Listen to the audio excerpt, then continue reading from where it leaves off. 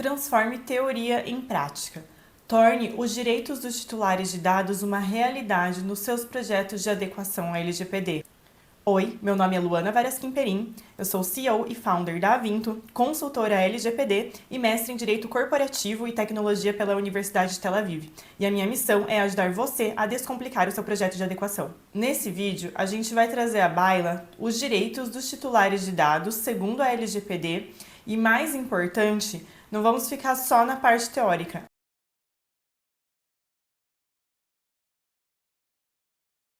Confirmação da existência de tratamento e acesso aos dados. O tratamento de dados pessoais abrange uma série de atividades, como a coleta, o uso, o armazenamento e a retenção desses dados pessoais. O titular de dados tem o direito de requerer a confirmação do tratamento dos seus dados pessoais, seja qual tipo de tratamento for, a qualquer momento. Para além do direito de confirmação, o direito de acesso ele auxilia o titular de dados a compreender como as suas informações e seus dados pessoais estão sendo utilizados. É importante salientar que o titular de dados tem um amplo direito de acesso, ou seja, ele deve ser franqueado acesso não só àqueles dados por ele originalmente fornecidos, mas também todos os outros dados a se relacionados, dados pessoais, tenham sido angariados, coletados, presumidos ou inferidos pelo agente de tratamento. Então, o direito de acesso ele compreenderia, por exemplo, também o acesso a dados de perfil que foram compilados a partir da identificação de padrões de comportamento do usuário no seu histórico. E também incluiriam o acesso aos dados de eventual segmentação ou classificação desse usuário com base no seu histórico de consumo, na sua idade, enfim, outras classificações que foram presumidas ou inferidas pelo agente de tratamento. Esse direito de acesso também incluiria o acesso a eventuais classificações de grupos ou segmentos nos quais esse titular de dados foi inserido através de suas características pessoais, para a oferta de recomendação de produtos, de serviços ou experiências personalizadas, por exemplo. Como operacionalizar, então, o direito da confirmação da existência de tratamento e o direito de acesso aos dados tratados? O primeiro passo é a inclusão na política de privacidade de um canal de atendimento ao usuário. Pode ser e-mail, número de telefone, WhatsApp, o importante é que essas informações estejam dispostas preferencialmente no site do controlador de uma forma clara e acessível, para que o titular de dados possa entrar em contato com o controlador ou os agentes de tratamento. O segundo passo é manter uma equipe treinada ou um indivíduo designado para atender essas solicitações e reclamos do titular de dados. É importante também não cobrar nenhum valor para o atendimento dessa solicitação e estar preparado para atender a solicitação tanto do titular quanto de um procurador eventualmente legalmente constituído. E então proceder com a resposta ao titular, seja de forma imediata, de uma forma simplificada, ou em até 15 dias, trazendo informações sobre a origem dos dados, a eventual inexistência de tratamento, a finalidade da coleta desses dados e os critérios utilizados para esse tratamento. Essas informações elas devem ser disponibilizadas a critério do titular em meio impresso ou em formato eletrônico. E por fim, é importante manter um registro tanto dessas solicitações quanto também das respostas fornecidas pela empresa. Correção de dados incompletos, inexatos ou desatualizados. Esse direito ele desempenha um papel fundamental na garantia da precisão e da qualidade dos dados coletados e tratados pelos agentes de tratamento. A fidedignidade dos dados pessoais, além de ser um direito do titular de dados, é um princípio da segurança da informação, um dever do agente de tratamento, um princípio da proteção de dados de privacidade e, por fim, um pressuposto para o tratamento escorreito dos dados pessoais. Então, uma vez que surge a ciência ao agente de tratamento, seja o controlador ou o operador, dessa incorreção, inexatidão ou essa desatualização dos dados pessoais, surge imediatamente o dever de correção para a proteção da integridade desses dados. Também surge o dever de informar imediatamente os demais agentes de tratamento com os quais tenha compartilhado o uso desse dado, para que seja procedido também nesses outros agentes a imediata correção. É importante salientar que essa comunicação imediata entre agentes de tratamento a partir da ciência ou do pedido de correção é um passo essencial para garantir de fato a efetividade deste direito. Por isso, e pela sua relevância, a minha sugestão é que essa obrigação tanto de informação quanto de correção entre os agentes de tratamento conste das cláusulas contratuais que firma essa relação comercial entre as partes. Vamos agora entender como operacionalizar o direito à correção. O primeiro passo é indicar na política de privacidade o canal de atendimento através do qual o titular pode solicitar as correções requeridas. É importante que os agentes de tratamento mantenham uma equipe treinada ou um agente designado para atender os reclamos do titular, que não cobrem nenhum valor por esse atendimento e que estejam preparados para atender a solicitação do titular, seja por si ou por procuradores. E para além, depois de verificar a autenticidade, de fato a integridade dessa informação, ou eventualmente após ter a ciência dessa ausência de integridade desse dado, por mais que essa informação não tenha vindo através de uma provocação do titular, é proceder com a imediata correção e também a comunicação aos demais agentes de tratamento com os quais compartilhou esses dados.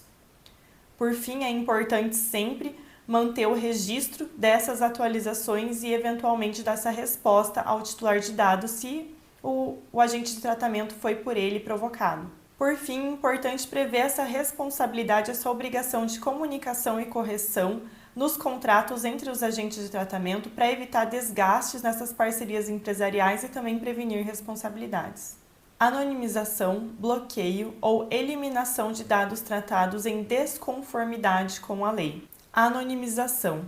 Um dado ele pode ser considerado anonimizado quando ele perde os vínculos com a pessoa ou titular de dados com os quais detinha essa ligação anteriormente. Por isso, um dado pode ser considerado anonimizado quando você não pode rastrear mais essa pessoa ou titular de dados a partir desse dado.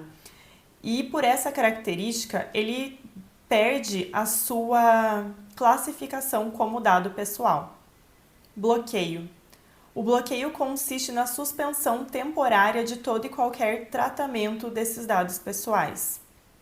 Ele pode ser útil em situações nas quais se discute a regularidade do tratamento ou, eventualmente, para fins de preservação de provas para requerimentos ou procedimentos futuros. Eliminação de dados. Essa disposição ela é particularmente relevante para garantir a autonomia e o controle do titular, mesmo nas situações nas quais o consentimento não é exigido, sendo vital para coibir os tratamentos realizados em desconformidade com a lei e garantir com que os mesmos sejam interrompidos. Como operacionalizar, então, a anonimização, o bloqueio e a exclusão desses dados tratados de forma excessiva ou em desconformidade com a lei? Os passos iniciais eles são similares aos 3 direitos aqui informados. Então, o primeiro passo, indicar na política de privacidade um canal de atendimento da qual o titular pode requerer o exercício do seu direito, manter uma equipe treinada, um indivíduo designado para atender os reclamos do titular, não exigir nenhuma forma de pagamento e estar apto a atender o titular por si ou por procuradores. Verificar a autenticidade do titular e manter um registro de todas as solicitações e os atendimentos realizados. Vamos falar agora de como operacionalizar a anonimização. A anonimização pode ser realizada com algumas técnicas, como, por exemplo, a supressão. A supressão ela consiste em remover os espaços de dados que permite a identificar as pessoas. Ou seja, numa tabela seria remover o CPF, o número do RG e eventualmente o nome dessa pessoa. É preciso cuidado com essa estratégia porque, por exemplo, mesmo removendo algumas ou essas informações mencionadas, ainda pode ser possível identificar esse indivíduo. Vamos supor que deixamos lá a informação de que se trata de um homem que mora na Rua das Flores, no número 10. Então, você retirou informações como o CPF, o RG, eventualmente o nome, mas só tem um homem que mora ali na rua. Então, esse procedimento deve ser feito com cautela e também tendo em mente que pode ser possível inferir ou encontrar novamente o titular de dados a partir das informações remanescentes. Outra técnica seria o encobrimento de caracteres. Essa técnica ela é também chamada de mascaramento de dados e consiste na utilização de caracteres neutros, como por exemplo o asterisco, para substituir partes ou para encobrir informações importantes e pessoais. Um exemplo aqui seria a substituição dos 3 primeiros dígitos do CPF pelo asterisco, por exemplo. Generalização. Essa técnica consiste em substituir pontos de dados por intervalos de informações. Ou seja, se você tem um dado pessoal que aponta que o indivíduo tem 28 anos, você pode generalizar informando que esse indivíduo ele tem de 20 a 30 anos, transformando esse conjunto de dados e garantindo uma visão geral e abrangente das informações. Adição de ruídos aos dados. Esse procedimento muda levemente as informações relacionadas aos dados pessoais de acordo com alguns critérios, eliminando então a possibilidade de identificação desses dados pessoais. Agregação de dados. Essa técnica é uma forma de generalização que altera a tabela para apresentar os dados de uma forma distinta, modificando ativamente os dados. Criptografia. Uma das técnicas mais complexas que temos aqui nessa lista é a criptografia. Ela transforma os dados em versões totalmente mascaradas, impossíveis de compreender e utilizar.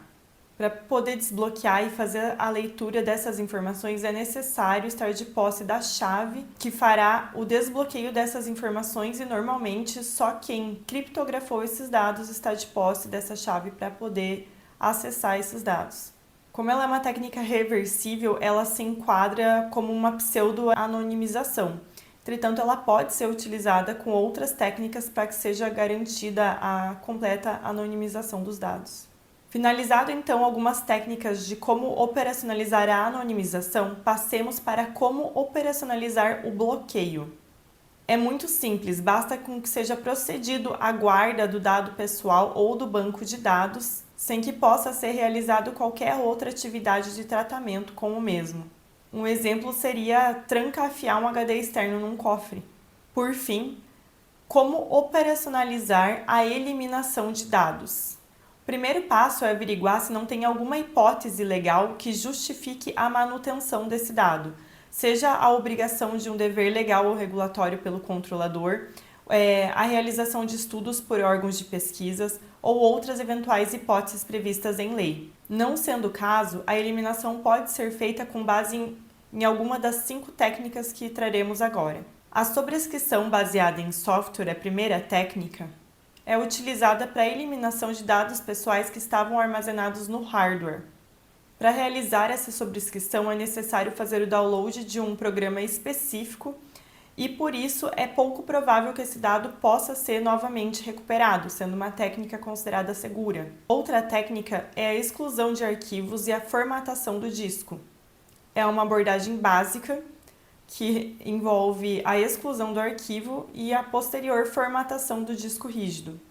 Através de certas técnicas e ferramentas, essas informações podem ser recuperadas, então ela deve ser utilizada com muito cuidado, especialmente quando se estiver tratando dados sensíveis. A desmagnetização é uma técnica que utiliza ímãs potentes para embaralhar os campos magnéticos no armazenamento, tornando-os ilegíveis e inúteis. E essa técnica ela é normalmente utilizada para fitas magnéticas e discos rígidos específicos. A trituração é uma técnica de eliminação que pode ser utilizada para arquivos físicos, como por exemplo papéis, CDs, que consiste na passagem desses documentos naquelas máquinas trituradoras. Entretanto, essa forma de eliminação ela é passível de ser revertida, então tem que tomar muito cuidado. E por fim, a última técnica de exclusão de dados que temos aqui como exemplo é a destruição física. É uma técnica segura porque utiliza máquinas industriais pesadas que procedem à trituração física do componente de hardware, tornando ele impossível de ser remontado e reutilizado. Um outro direito do titular é a portabilidade. A portabilidade está muito associada à noção de controle do titular dos dados sobre as suas informações, garantindo a sua autonomia e autodeterminação informativa.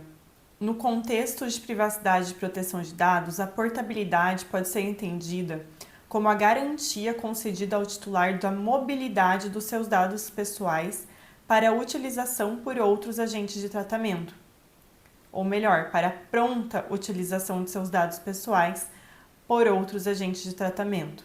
Não estão inclusas na portabilidade os dados pessoais que já tinham sido anonimizados pelo controlador. Também não se inclui como dados passíveis de serem portados aqueles dados que foram inferidos ou de qualquer outra forma estruturados pelo agente de tratamento através de algoritmos ou técnicas específicas que fizeram um perfilamento do usuário, seus comportamentos e seus gostos. Na prática, a portabilidade teria efetividade através da interoperabilidade, que é um conjunto de técnicas, procedimentos e protocolos que permitem com que as informações fluam entre diversos sistemas com um mínimo de intervenção humana. Entretanto, não é uma tarefa fácil, tanto que é responsabilidade da NPD dispor sobre padrões de interoperabilidade para fins de portabilidade. E, por fim, por sua complexidade técnica e operacional, o direito à portabilidade deverá ser regulamentado ainda pela NPD. Por isso, deixaremos aqui de trazer informações mais específicas de como operacionalizar esse direito. Você tem alguma sugestão? Deixa nos comentários. E se você gostou, esmaga o botão de like e se inscreve no canal. Até a próxima!